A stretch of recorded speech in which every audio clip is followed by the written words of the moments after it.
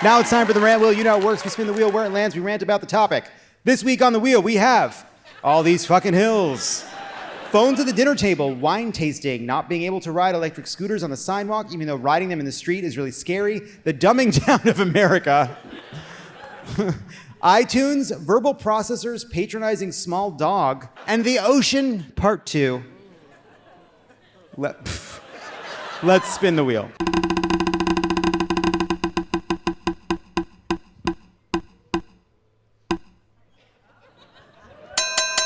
It has landed on wine tasting, who suggested wine tasting? Marcus? I suggested wine tasting.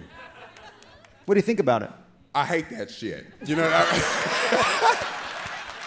yo, recent story. So I went wine tasting, right? And you know, we're at a place where we're like meeting people where they are, we're respecting pronouns, being kind to one another. And this hoe ass like sommelier in one of those Patagonia jackets that we were talking about earlier, we're in Napa, we're sipping. And I just kind of was offended that like the way that he was describing the wines kind of like assumed that I was heterosexual.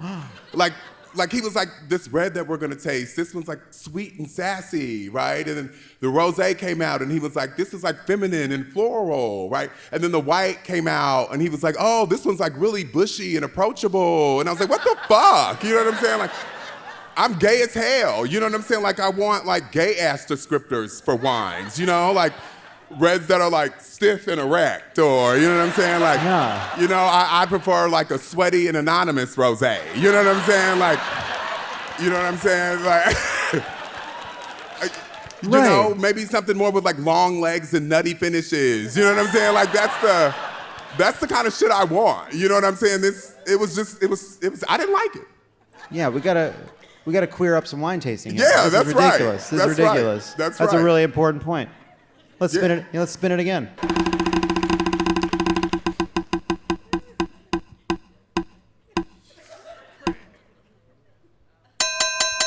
Phones at the dinner table. I believe this was yours, Emily. Oh, that's me. I wish you would set your phone at the dinner table with me, all right? That is just disrespectful, and honestly, it's not as disrespectful as me setting my phone at the dinner table with you, and you need to hold me accountable for that. You know what I'm saying?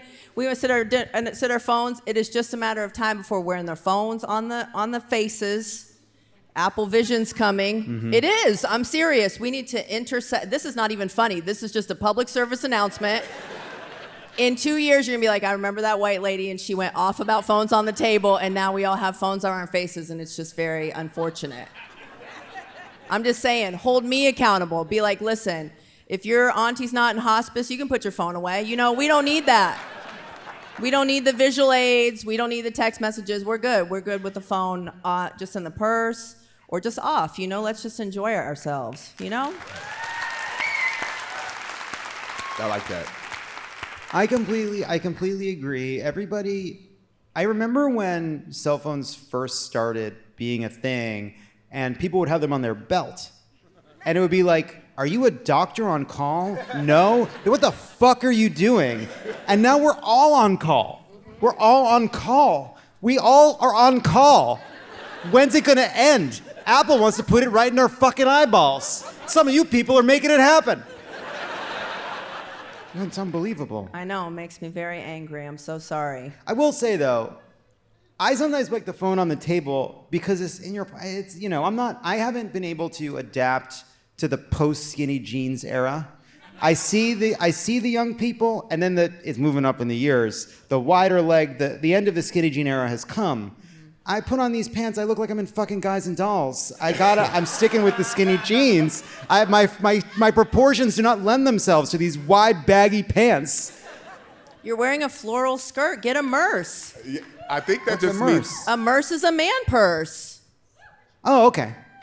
Well, yes, but still, okay, you're right. I'll get a purse. You're right. I thought means you're thick. I thought you said e-merce.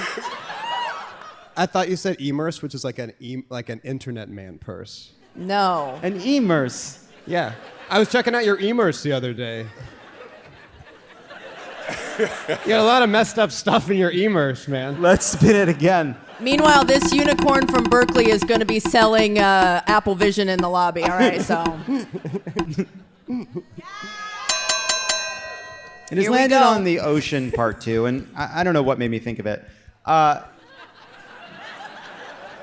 It wasn't anything, but I say no. It's not for us. We left the ocean. Leaving the ocean was so fucking difficult. Do you know how long it took for us to leave the ocean? At first, we swam and flopped around because we were desperate and hungry and small and vulnerable to predators in the water.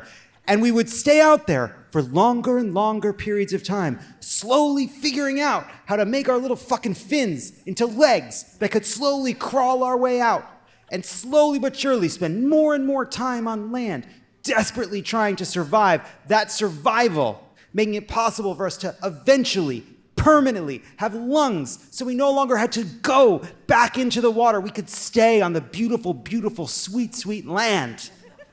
And then what do? We decide to turn around, and even though we are not evolved at all to be in the ocean, it wants to kill us within seconds. And you don't have to go down far to die in the ocean. It'll kill you right there on the top. You could be in the sun. The ocean will fucking kill you every goddamn time. And not only do we go back to the ocean, we declare war on the ocean and try to kill every fucking thing in it. We go out there so much that the ocean is trying to tell us, you're killing us, stop coming out here. And then we just say, no, we're gonna go deeper. We're gonna go further down into you. Thank you. Thank you. Let's spin it again.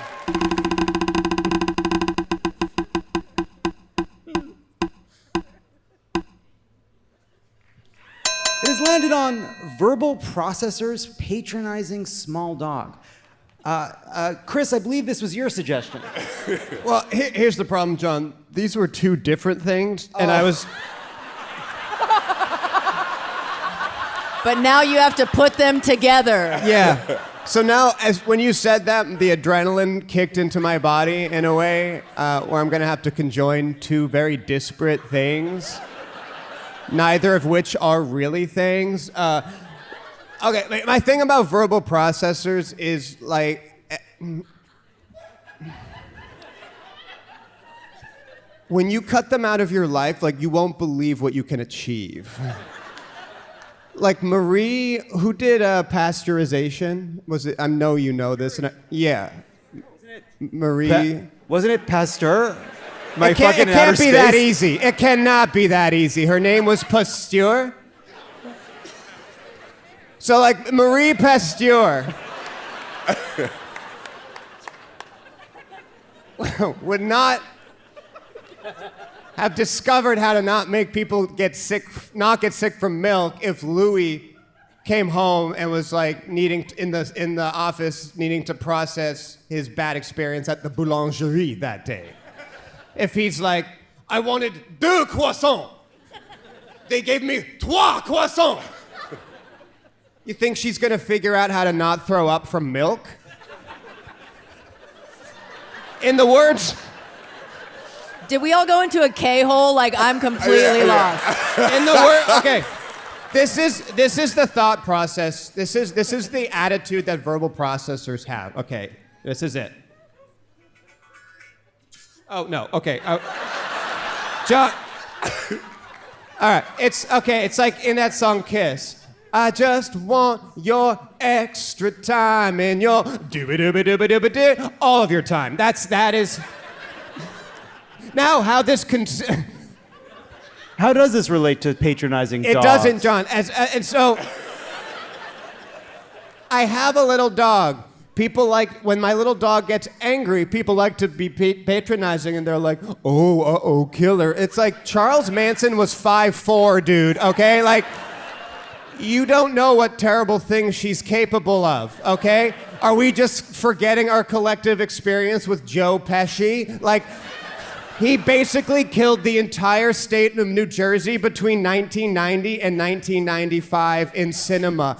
He seems like the only actor that ad-libbed murders in a movie. And he can, like, stand up in a car.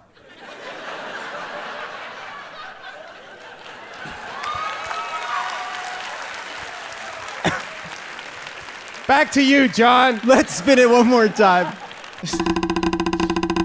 Yeah, verbal processors are tough. It's tough, the verbal processors. They need an island. It has landed on iTunes, which I believe Adam suggested. Yeah, this was mine. I hate a lot of software, but this is a piece of software that I hate that I use every day. And it didn't start out this way. When Apple first released the iPod, it was so important we're still using the word in podcasting. It held 1,000 songs, and I could play any music I wanted on this thing. And you know what you can't do on an iPhone right now? Put all your fucking music on it. There's no central button. No, it's ridiculous. It's on the cloud, and the one place that I want to listen to my phone is on the airplane. Where to listen to it on the cloud, I have to pay like $20 for shitty dial-up service on the plane and hear my music. It makes me absolutely crazy. Oh, and I have this like 14-year-old solitaire program on my phone. I play it only on airplanes, and I've been playing it for 14 years. Every time I open it up, it might have been months, it remembers exactly where I was and the game that I was playing. But iTunes can't remember what I was doing 5 seconds ago. It's like a tabula rasa every time I shut it down. It's a perfectly and shitified program, and yet I have to use it every day, so I'm sad. Somebody who works at Spotify just shouted Spotify. Is your podcast going to survive that rant? We're going to bleep it out. Okay.